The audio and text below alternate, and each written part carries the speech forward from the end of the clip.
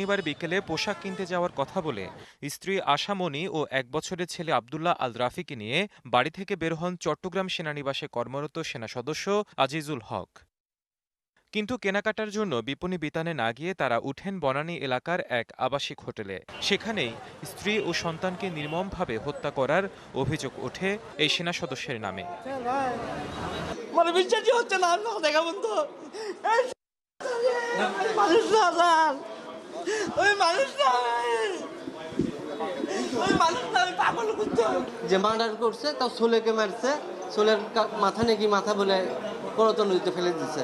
Police জানায় আটক সেনা সদস্য আজিজুল হক দুজনকে হত্যার পর শিশুপুত্রের খণ্ডিত মাথা নদীতে ফেলে দেওয়ার কথা স্বীকারও করেছেন।